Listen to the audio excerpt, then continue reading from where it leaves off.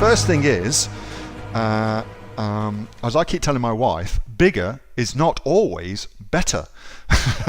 So, and she doesn't buy into that, of course, at all. But bigger is not always better. Bigger, oftentimes, the bigger the factory in China, the higher their minimum order quantity, because they only want to deal with big companies like Walmart and Target and Kohl's and things like that.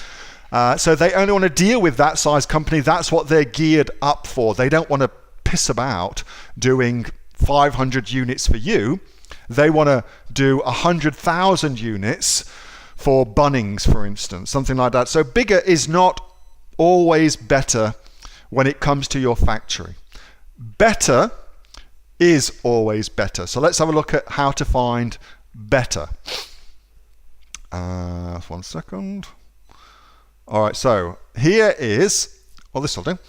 So here is, what are we looking at? Nerf guns. So here's Nerf guns, okay? So when you do your search on Alibaba, what you want to look for to figure out if somebody's got good history as a supplier, which ought to make them better, depending on how you define better, is see where this little diamond is for transactions. Just hover over that and you can see the transaction level. So that's a pretty important metric. What that means is how many people in the last 6 months have used this supplier, So for instance here, we've got 82 transactions of over 5,000 US dollars in the past 6 months, which ought to tell us that at the very, very least, there are active factory or whatever it may be. We'll check it out in a second. They're active factory, for instance,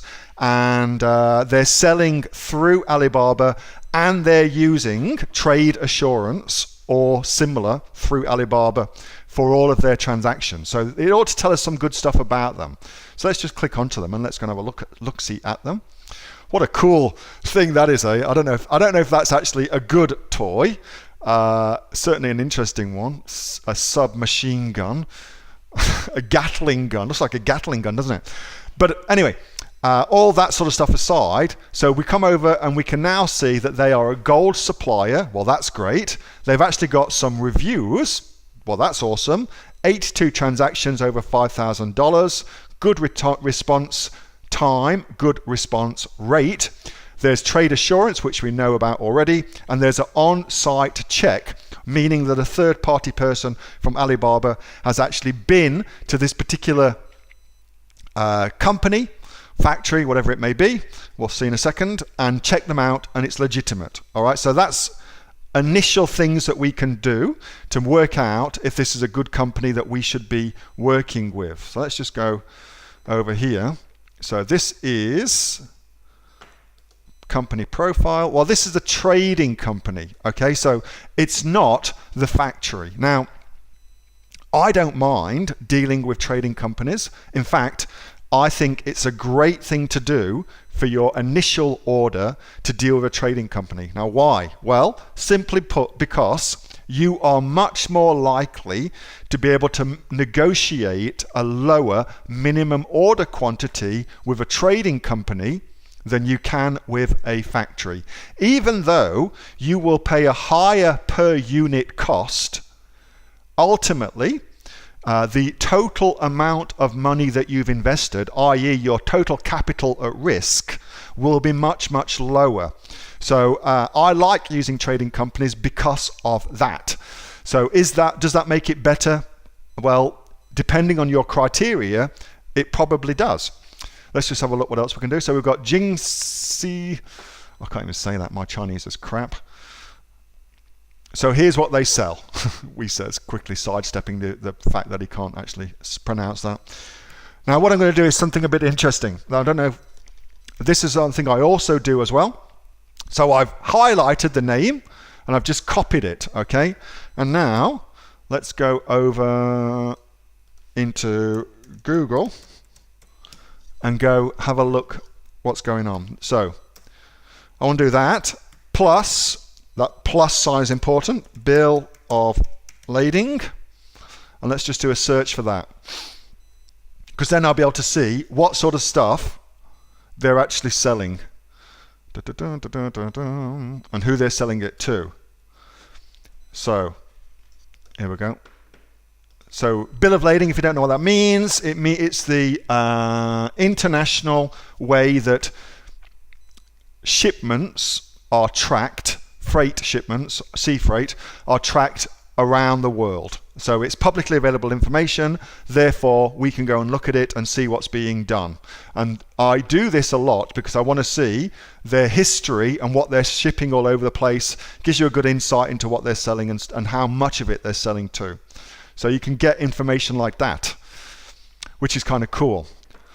So that's the checks that I run, Lauren, when I'm ordering things from China. I will also say as well, don't discount ordering things domestically. So if you're selling on Amazon.com.au, then you order your products from a factory or from a wholesaler in Australia. And I think there's a lot of, particularly for your first order as well, a lot of good things to be said about doing that.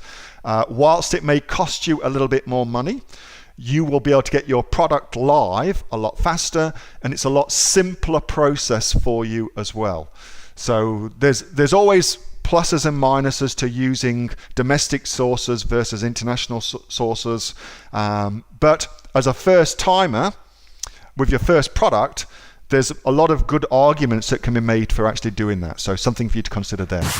Hey, thanks so much for watching that video, and I hope that you got some massive value from it. Before you go, do you live in Australia? If you do, this is for you. Would you like to learn how to sell things on Amazon here in Australia? Would you like to know what sells really, really well and what sells for the maximum amount of profit?